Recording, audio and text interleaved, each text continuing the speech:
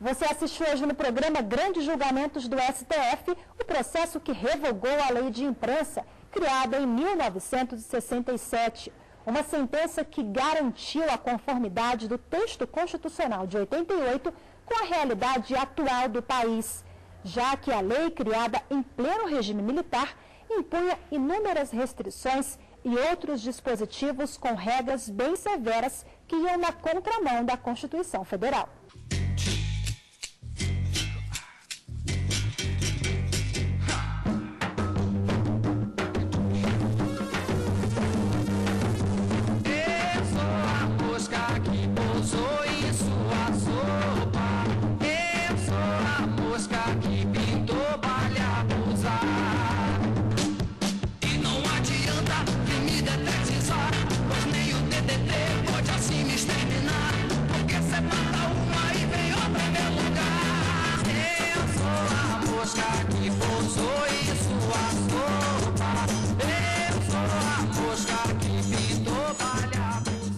Eu estudei na UNB, eu fiz em 70 Direito na UNB.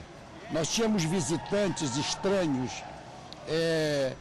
militares, querendo saber o livro que você usa, qual era o livro, qual era o caderno que você anotava. A maior falsidade que você possa imaginar dos militares daquela época. Então a pessoa, qualquer coisa, já ia para o tronco. Devia ou não devia, o pobre só ia para o tronco mesmo, era sofredor mesmo, né? Naquela época, se falasse mal do presidente? Ia preso. E na ditadura ia preso, e aquele que era mais forte vencia o outro acabava apanhando, judiado, amarrado, e tanta coisa acontecia com eles. No segundo dia de julgamento no plenário do Supremo, o deputado federal Miro Teixeira, do PDT do Rio de Janeiro, autor da ação que deu origem ao processo no STF, foi o primeiro a fazer a sustentação oral. Se nós reconhecermos que é absolutamente livre a manifestação, que não deve haver nenhuma lei punitiva, fica assim, autoaplicável esse dispositivo constitucional que diz que se deve indenização e direito de resposta. Saiba, Vossa Excelência, que eu não luto aqui pela imprensa, em função do jornalista, do diretor do jornal. Esse é um direito do povo. E a utilidade que a imprensa tem é essa de fiscalizar, sim, porque o ideal é que cada um fiscalizasse. Isso é impossível. Alguém tem que fiscalizar e que nós possamos ter um país em que todas as opiniões possam se contrapor e o povo possa controlar o Estado e não o Estado controlar o povo, como temos hoje. O rosto, a referência de que esse debate não é meramente acadêmico, é o da senhora Maria da Glória Costa Reis, uma senhora professora aposentada que dedicou sua vida à edição de um jornal, um jornalzinho, tiragem de 200 exemplares, que circulava entre os presos, igrejas, fórum da cidade de Leopoldina, Minas Gerais. Dona Maria da Glória, em um editorial, ousou classificar como inaceitáveis as condições de carceragem dos presos locais. Sem citar qualquer nome, cargo específico, apenas uma crítica genérica. Uma situação conhecida, notória de todos nós, nos mais afastados rincões desse país e nas principais cidades. Dona Maria da Glória foi processada criminalmente e condenada a 4 meses de prisão, convertidos em prestação de serviços, mas em nome da lei de imprensa essa condenação. Isso por crime contra a honra do magistrado responsável pelo sistema de supervisão dos presos locais. Essa sentença, Excelências, é de janeiro de 2008, é bastante recente. Além da imprensa, está violando diretamente a liberdade de manifestação e opinião das pessoas, do povo, não do jornal, não do diretor do jornal, como dizia o nobre advogado que me antecedeu. O direito penal, nestes casos e desta forma, com essa lei, ele tem servido como instrumento de intimidação, tem servido como instrumento de ameaça, tem servido para calar comunicadores sociais quando se manifestam sobre violações de direitos humanos, quando se manifestam sobre temas de interesse público e que às vezes algum agente não tenha tanto interesse assim naquela manifestação.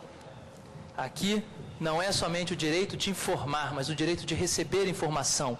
O direito de receber informação de fontes plurais, de vários jornalistas, de vários veículos, de forma que a opinião do indivíduo seja formada a partir das fontes as mais variadas possíveis. É, portanto, o direito do indivíduo conviver numa sociedade que assegure essa pluralidade. E aqui, independentemente do papel que essas opiniões exerçam ou tenham para a formação de uma opinião pública, para a formação de uma vontade popular.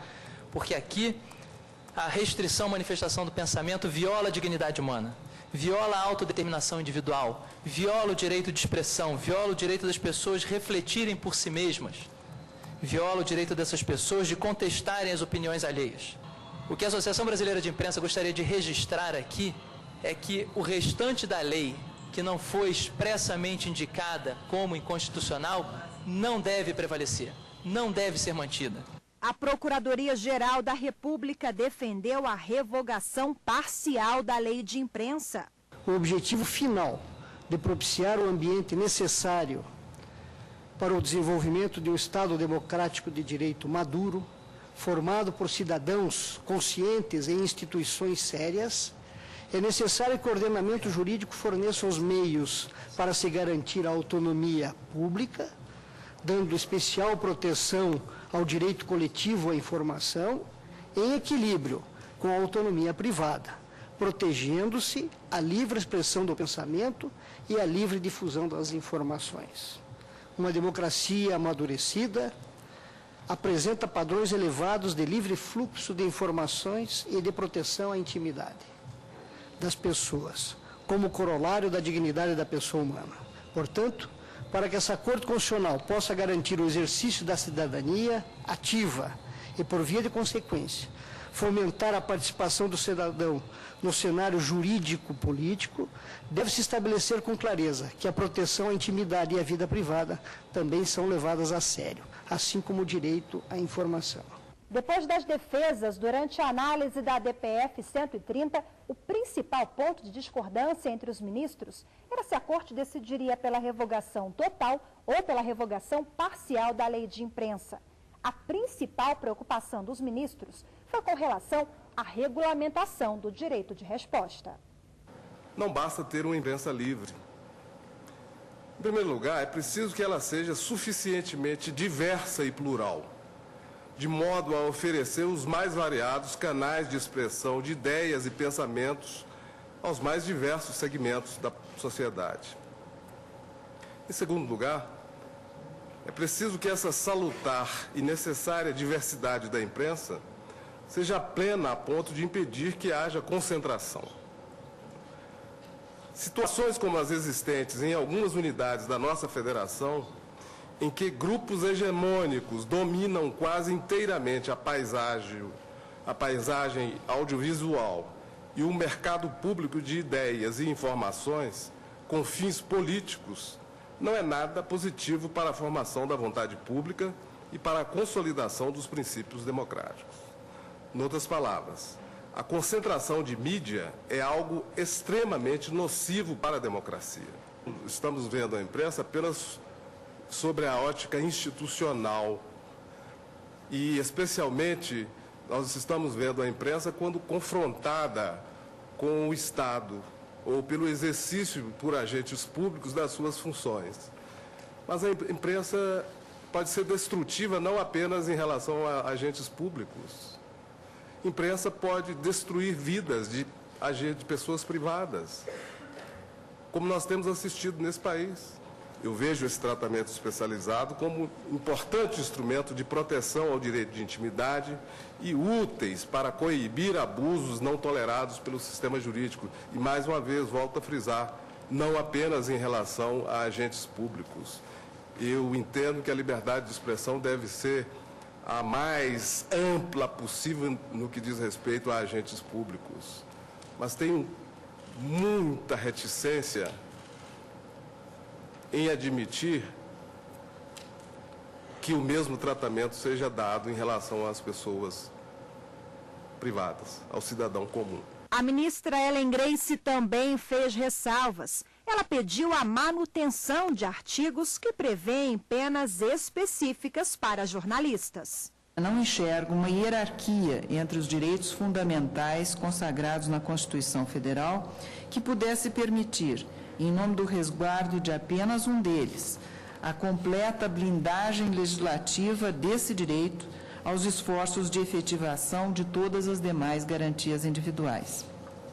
Entendo, com todo respeito e admiração à visão exposta pelo eminente relator, que a inviolabilidade dos direitos subjetivos fundamentais, sejam eles quais forem, não pode ser colocada na expressão adotada pelo eminente relator num estado de momentânea paralisia, para o pleno usufruto de apenas um deles individualmente considerado.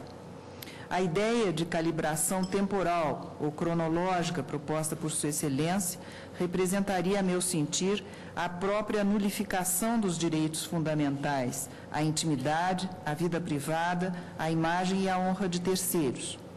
É de todos bastante conhecida a metáfora que se faz a respeito da busca tardia pela reparação da honra injustamente ultrajada, esforço correspondente àquele de reunir as plumas de um travesseiro lançadas do alto de um edifício.